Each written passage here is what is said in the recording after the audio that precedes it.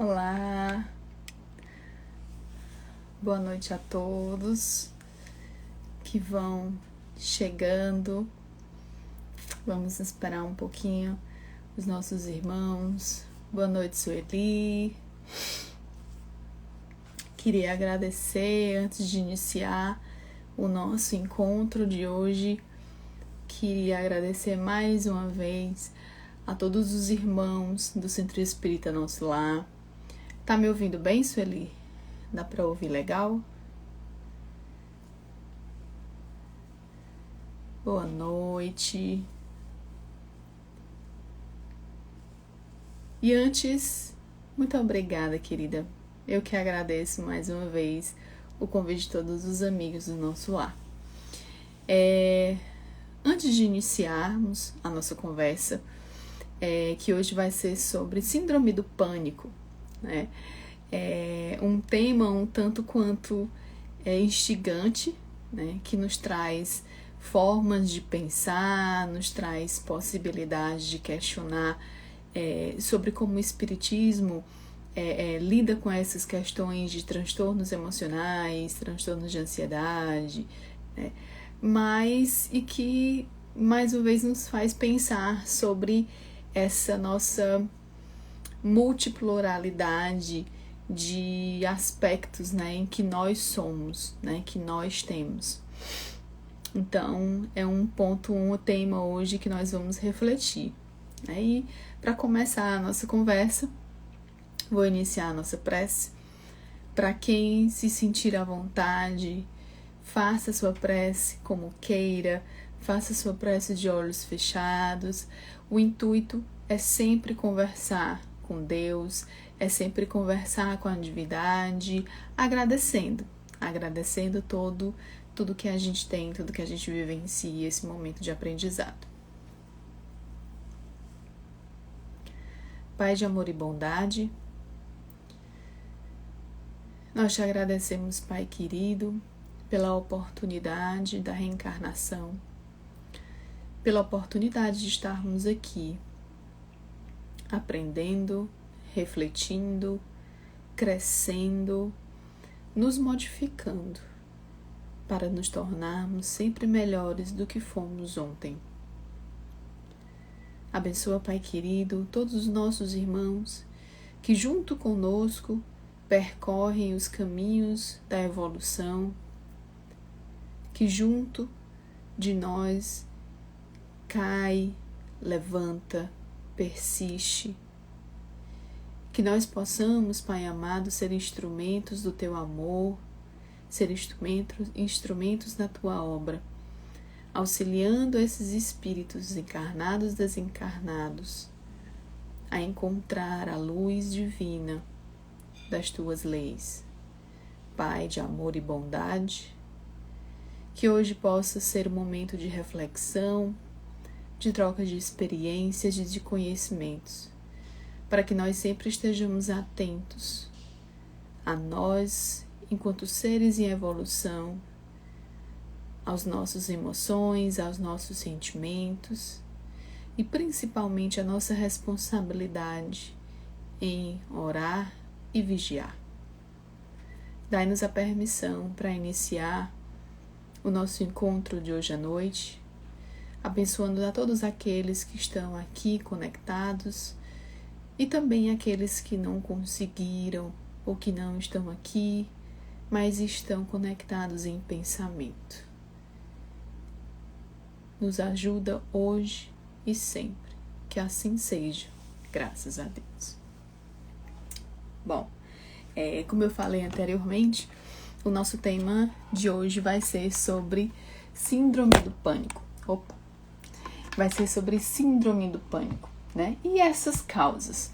Será que são causas espirituais, né? Será que são somente causas físicas?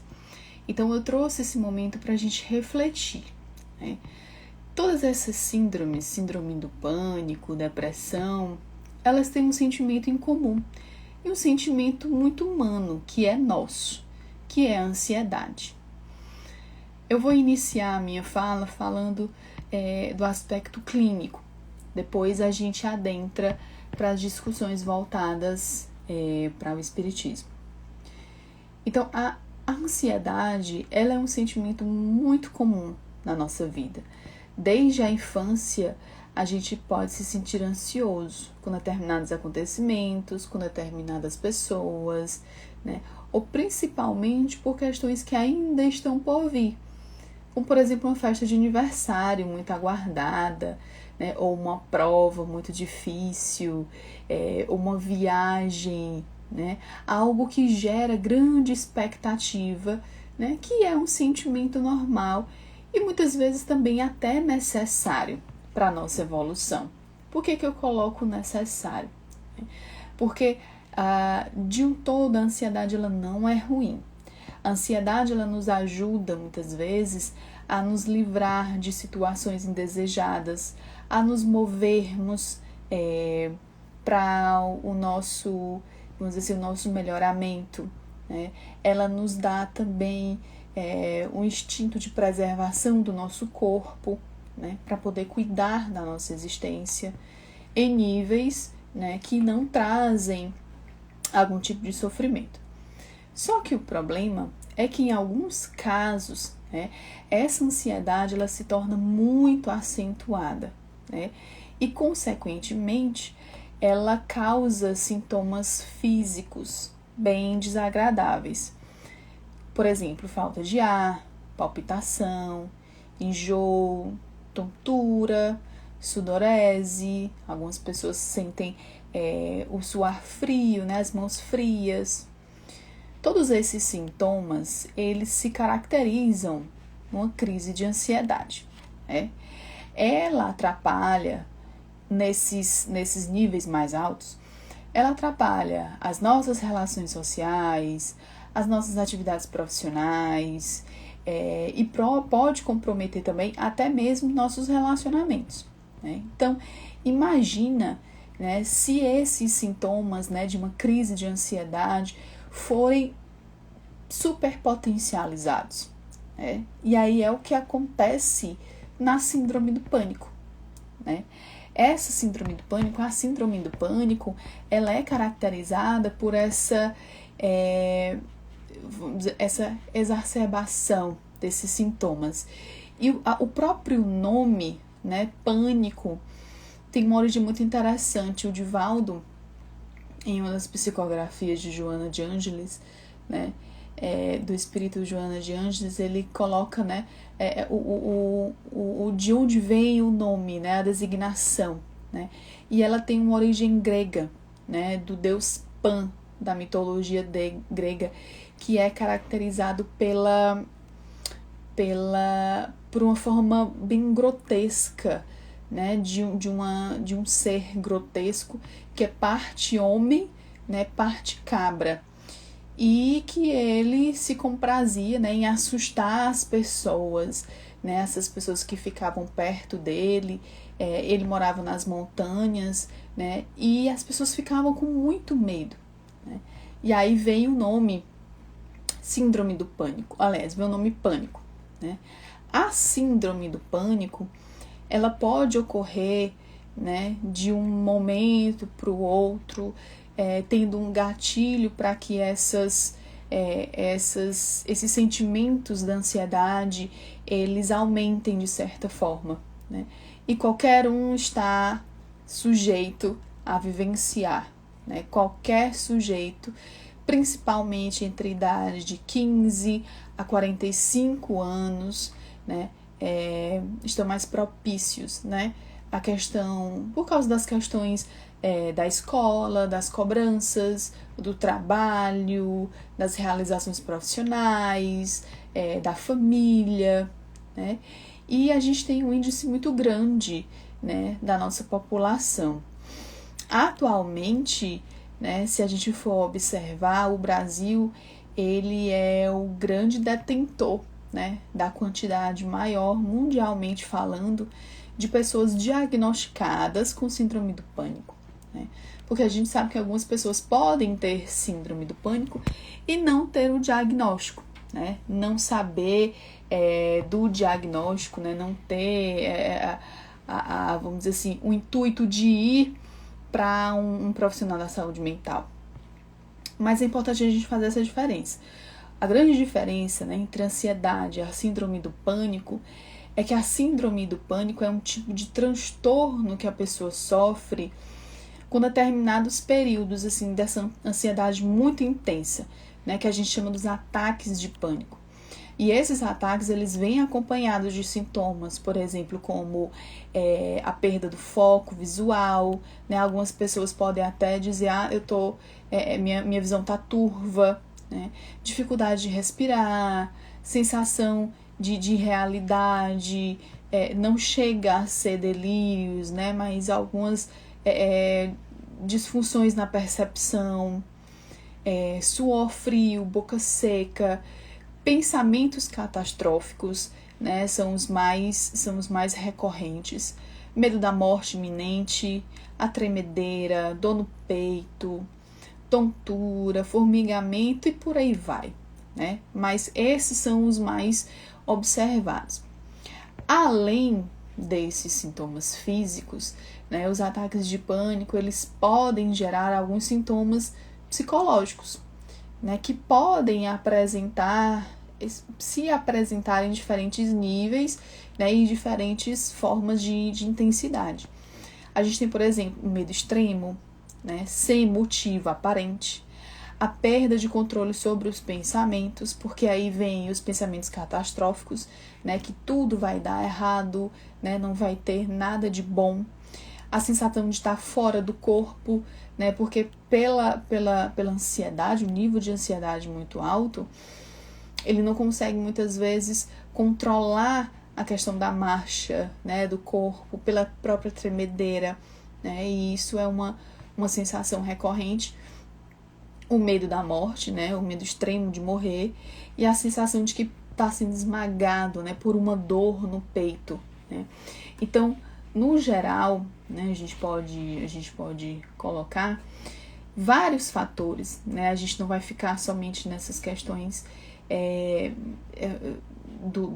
clínicas, né? Mas vários fatores eles podem contribuir para o desenvolvimento da síndrome do pânico, né? E a gente tem, por exemplo, o fator genético, a gente tem os fatores ambientais, as questões, né, sociais, emocionais, a gente tem os fatores do estresse acentuado, abuso, né, de determinados medicamentos, abuso de álcool e outras drogas, né? Então são questões que podem colaborar para o aparecimento e o desenvolvimento da síndrome, do transtorno de ansiedade, consequentemente da síndrome do pânico, né?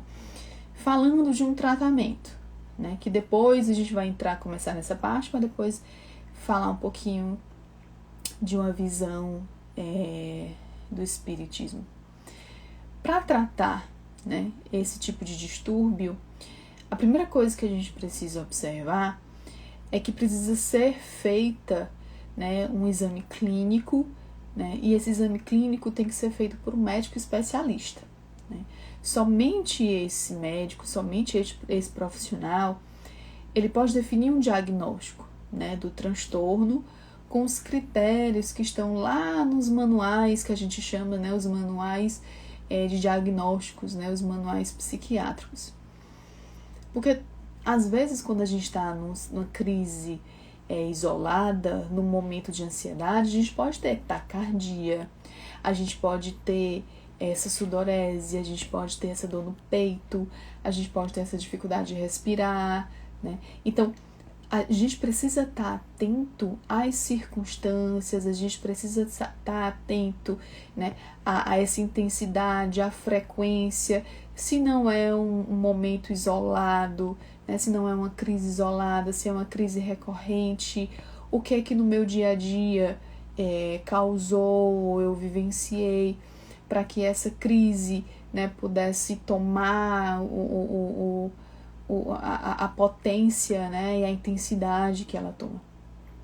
Então a gente tem que ficar atento, porque uma crise isolada ou uma reação de medo muito intenso, né, diante de determinadas ameaças reais, eles não são questões, eventos né, suficientes para um diagnóstico, né, de uma patologia. E quando a gente fala de transtorno, quando a gente fala de síndromes, a gente tem que ter muito cuidado, né? Até porque a percepção que muitas pessoas têm de psicopatologia ainda é muito estigmatizada. Nós temos ainda muito estigma quando a gente vai falar de determinados transtornos, quando a gente vai falar sobre a nossa vulnerabilidade, né? Então, algumas pessoas têm até um certo receio, né, de falar o que estão sentindo, como sentem, né, de falar esses sintomas. Então, numa sociedade em que se busca sempre um fazer, sempre um produzir, né, falar sobre os nossos sentimentos, falar sobre essas angústias, muitas vezes soa errôneo, soa até como uma forma de culpa para quem está falando, porque as outras pessoas podem chegar e colocá-las, né, como frágeis demais, como adoecidas, né, e não é. Às vezes nós precisamos, e todos nós precisamos desses momentos, de colocar para fora os nossos sentimentos, de falar sobre as nossas dificuldades. Então, muitas vezes, quando nos é questionado, tá tudo bem? Ao invés de falar realmente o que estamos sentindo, nós somos impelidos a responder, está tudo bem. Só que não está tudo bem, né? Não está tudo bem numa sociedade que nos cobra, numa sociedade fluida em que os nossos laços de amizade e de família,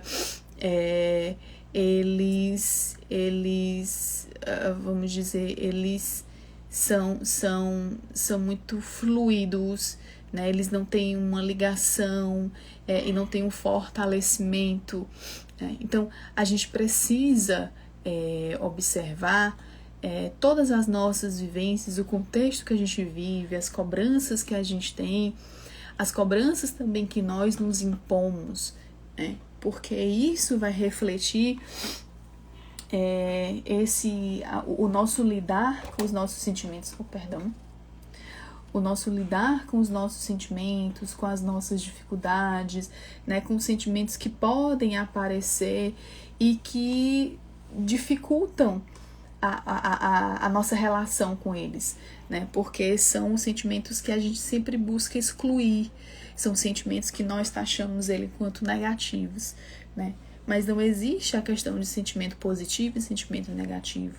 Todo sentimento é fundamental, dependendo do momento em que ele é apresentado. E nós, para podermos saber lidar com esses sentimentos, precisamos vivenciá-los, né? Se nós estamos sofrendo, que vivenciemos o sofrimento. Se está doendo, que vivenciemos a dor. Se eu estou com raiva, que eu vivencie a raiva, né? Para que a gente possa saber nomeá-la, para que a gente possa saber lidar com esses sentimentos. Então, é muito importante que nós façamos esse trabalho, né?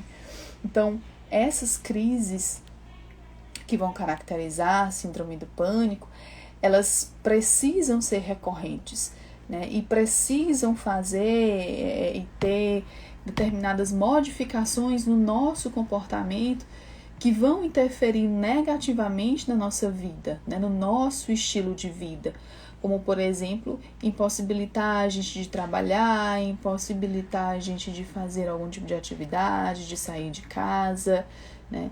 Então, entre as doenças que podem ter sintomas semelhantes, a gente tem, por exemplo, os ataques cardíacos, né?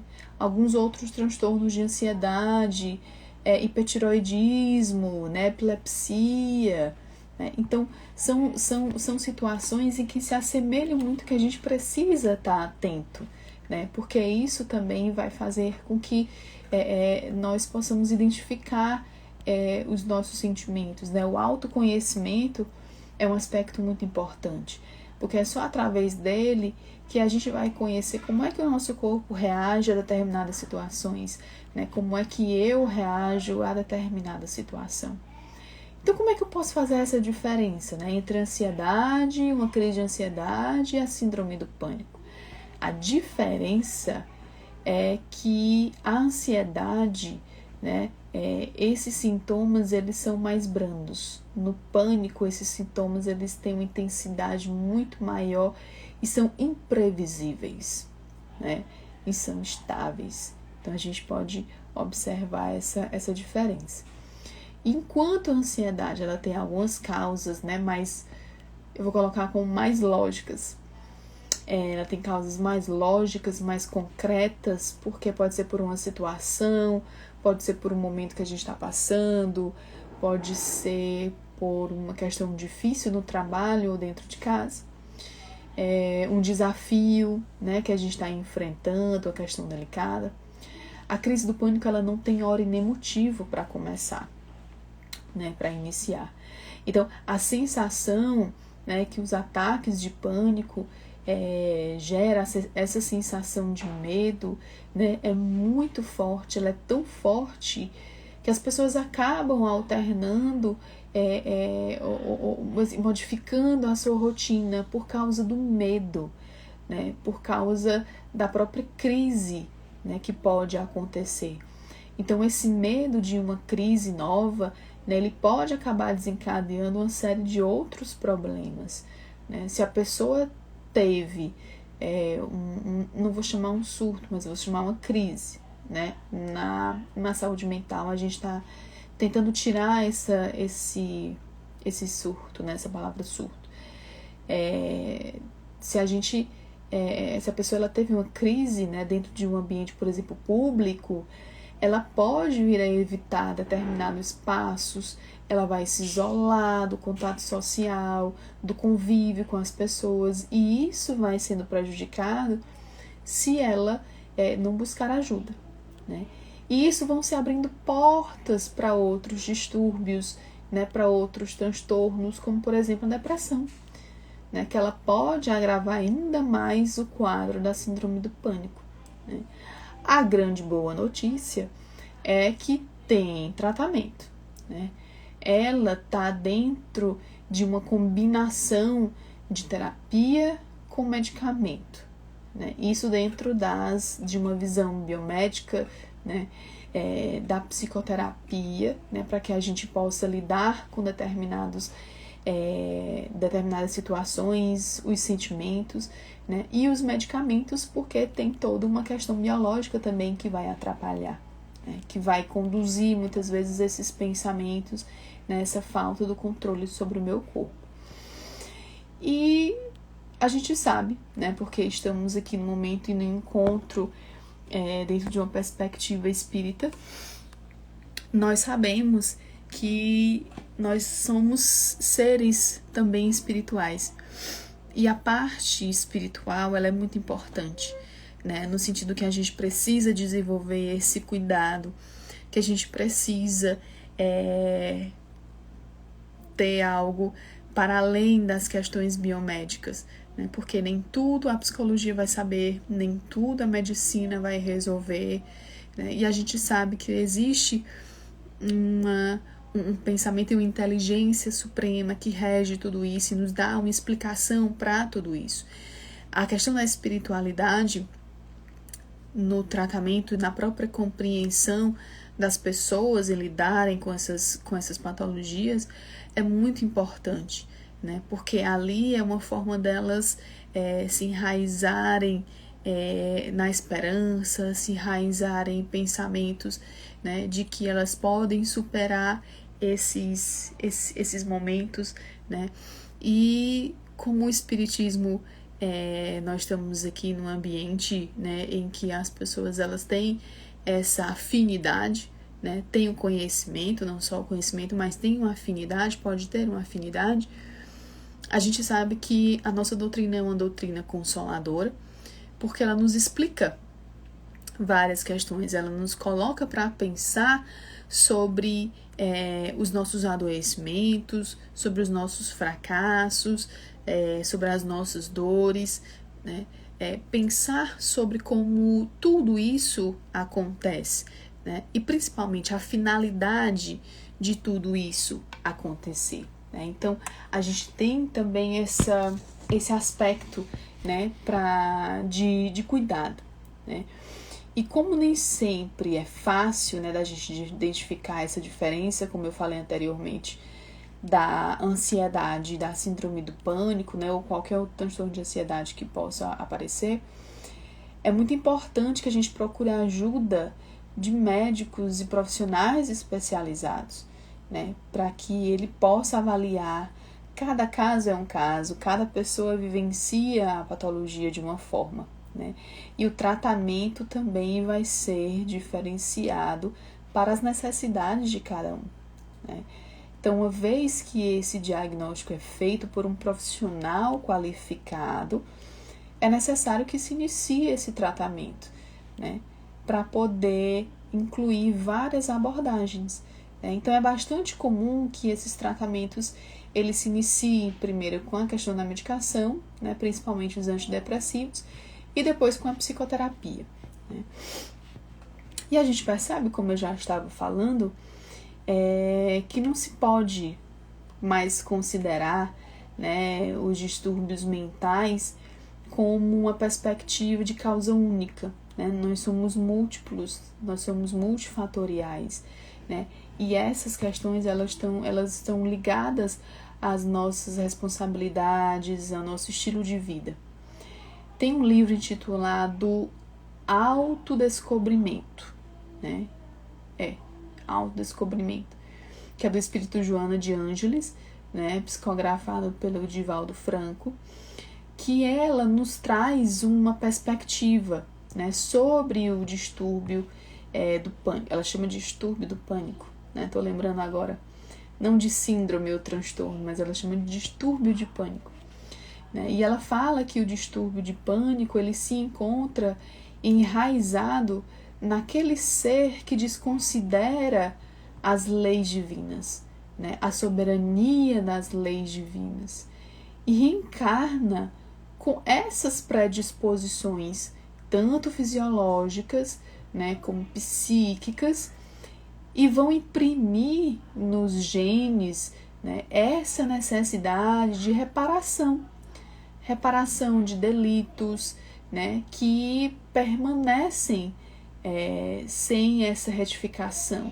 né, que permanece aí impressos nesse perispírito, porque alguns dos nossos irmãos, né, desconhecem a justiça divina, né, e ela, por si só, ela tem essa consciência, né, do nosso processo de responsabilidade diante de tudo que nós estamos vivenciando, né, principalmente no planeta de provas e expiações, né, um planeta em plena transição, né. Então, por isso mesmo é que as pessoas, né, que têm algum tipo de distúrbio, especificamente o distúrbio de pânico, ela, vamos dizer assim, não é só a questão hereditária necessariamente, né, que vai trazer essas predisposições e tudo mais, porque a gente sabe que nós trazemos também, nós somos herdeiros de nós mesmos, nós trazemos também essas impressões de outras vivências, né? Então, ele próprio, né, esse espírito mesmo, ele foi, né, esse antecessor, né, de várias disfunções, né, ou fez outras pessoas desenvolverem disfunções, né, e há síndromes, né, distúrbio, né, que fogem muitas vezes desses esquemas convencionais, né, que são descritos nessas cartilhas, né, nesses manuais diagnósticos, porque existem, né, um componente, né, se a gente for observar dentro na visão espírita, existe um componente aí em decorrente das ações espirituais, né? E a gente pode até colocar por que não e pensar por que não em processos, infelizmente, de obsessão, né? Então, agindo psiquicamente, isso Joana nos coloca muito bem, né? Quando ela vai falar sobre esse distúrbio, agindo psiquicamente, né, sobre a mente da pessoa, né, o ser espiritual vai estabelecer um intercâmbio, como se fosse realmente um parasita, e vai transmitir questões de imagens, né, clichês, pensamentos que vão se fixando até se tornarem vivos, ameaçadores, né, e tudo isso vai ressoando na vida desse espírito, né, dessa pessoa, né. E aí vão ficando armazenadas essas experiências, né, reencarnatórias, né, que vão desencadear, né, essas emergências, vão produzir muitas vezes confusão mental, né, até a questão do pânico, né, que o sujeito não consegue mais controlar, né, esses sentimentos.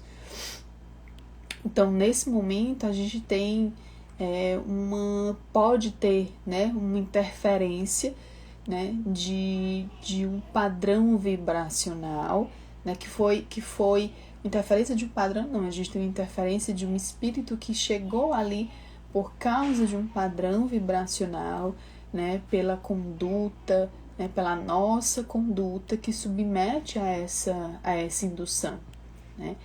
E aí, na nossa sociedade, se a gente for pensar, a gente tem esse crescimento dessa patologia, né, e principalmente de questões mediúnicas, né, que precisam nossos estudos cuidadosos, que precisam da nossa visão cuidadosa, né. O processo psicoterápico, né, ele fala de uma transformação, assim como o espiritismo, né. O processo psicoterápico como uma das possibilidades de tratar. Então, a terapia, ela fala sobre a transformação moral também do paciente, né, como uma forma de orientar esse paciente, né, a utilizar determinados recursos, né, de ação, de orientação, né, que possam beneficiar ele, né. E aí a gente tem essa conduta, né, diante de uma conduta saudável, né, que esse sujeito ele pode lidar com essas questões. A gente observa, né, que há um quadro de melhora, né. Então, diante de uma conduta saudável, né, de respeito ao próximo, à vida, né, nós vamos nos precavendo de determinadas interferências, né. Reforma íntima, a gente fica falando muitas vezes dentro dos centros espíritas, né. Muitas pessoas falam da reforma, o Pentateuco fala da reforma, mas isso tudo provém dos nossos padrões vibracionais, né? É o orar e vigiar, porque ninguém está isento, ninguém está imune a essas interferências, né? E a gente sabe que não é a morte que vai aniquilar essas vamos dizer assim, essas mazelas, né? Essas questões morais, né? Não é. Então, o medo, ele precisa se canalizar, né, para uma atividade. O medo, ele precisa ser exterminado diante dos nossos cuidados. E como é que esses cuidados eles vão acontecer? Fazendo o bem, né? Auxiliando o nosso próximo, cultivando os bons pensamentos, né? Então a gente precisa observar essas nossas condutas. A gente tem uma entrevista, deixa eu ver se eu acho aqui o nome do médico Camilo Castelo Branco, né? É um nome parecido com o do Memórias do Suicida, né? Tem o mesmo nome. Mas o Camilo, ele é médico, né, de um hospital em Minas Gerais, que tem essa visão e essa perspectiva espírita, né? E eles trabalham com psicoterapia reencarnacionista, enfim. Então, a gente observa, né, e ele traz essas compreensões, essa compreensão, né, de que a síndrome do pânico, além das questões fisiológicas, né, além de todas essas implicações que a gente observa, a gente tem que cuidar do nosso espiritual, ele faz parte do nosso processo de auxílio, né?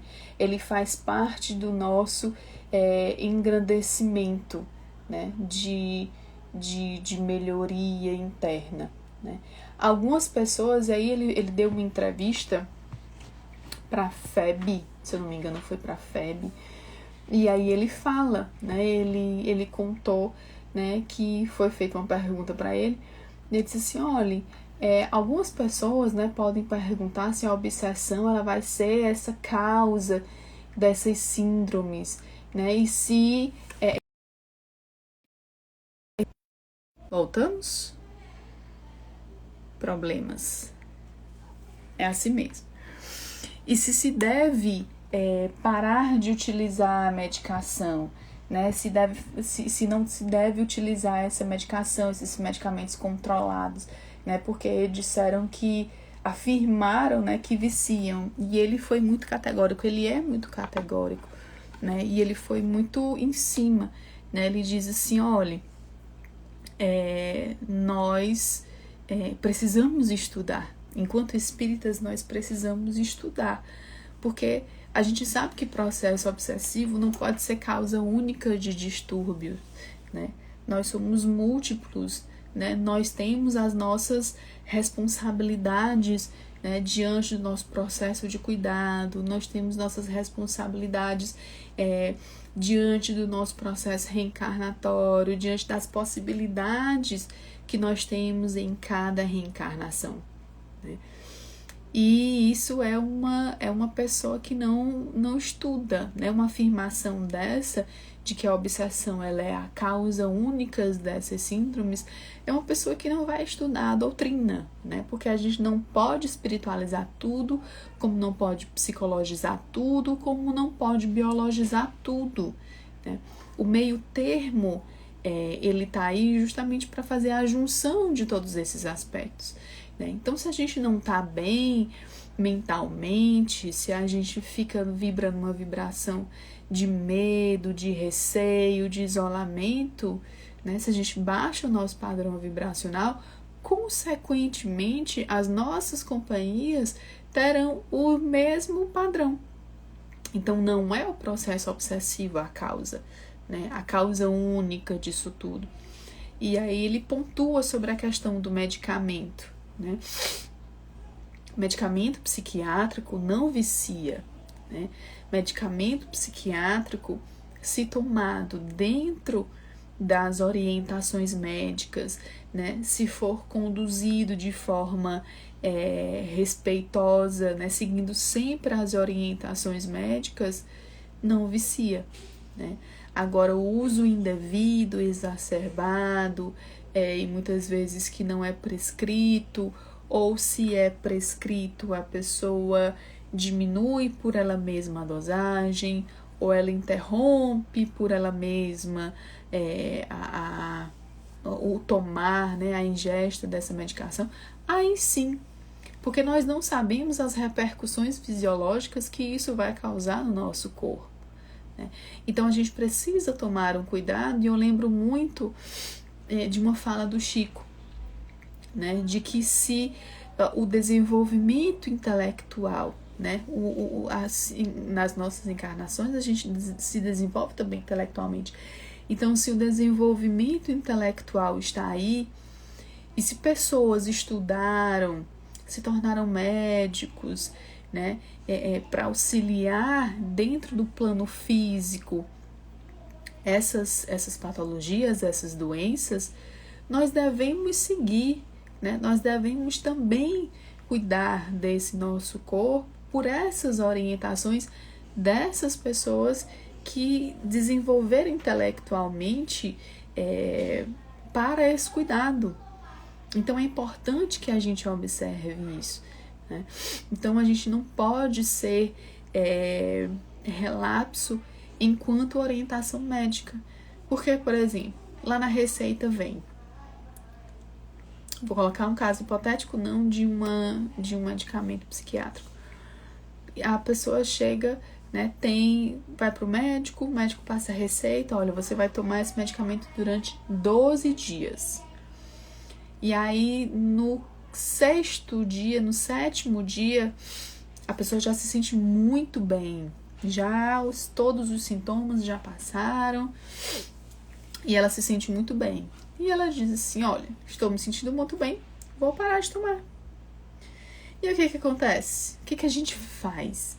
A gente diz assim, olha, aquele médico ou aquele remédio não é bom, porque não fez efeito, porque não fez o trabalho que era para fazer, não teve a sua eficácia. Mas será que foi mesmo o médico e o remédio? Né? Qual foi a orientação que você teve? Não foram 12 dias? Né? Em tempo, intervalo de tempo. Então, como é que eu vou tirar com menos tempo, ou eu vou aumentar a dosagem, ou diminuir a dosagem por mim mesmo? Eu estou sendo leviano com o meu cuidado. Então, a gente tem que viver, né, cuidar do nosso corpo de acordo com o mundo em que nós estamos. Mas a gente não deve priorizar essas questões. Né? Não é ignorar, é priorizar. Porque a gente também tem um lado espiritual, moral, das nossas modificações internas que vão nos ajudar nesse processo, que vão nos ajudar a observar aonde estamos falhando, o que poderíamos fazer, né? Então, todas essas vivências nos mostram que nós somos responsáveis pelas nossas condutas. Né, nos processos reencarnatórios, no planejamento reencarnatório. E aí eu lembro muito de um exemplo clássico, né, que o André Luiz traz sobre a reencarnação de Segismundo, né, no planejamento reencarnatório de Segismundo, né, e tem uma perdão, e tem uma parte do livro que o André Luiz descreve que até os cromossomos, eles são criteriosamente estudados, né? O cromossomo da mulher que vai receber o espírito, eles são criteriosamente estudados para dar as perfeitas condições para que aquele sujeito reencarne e tenha todas as possibilidades necessárias do melhoramento moral.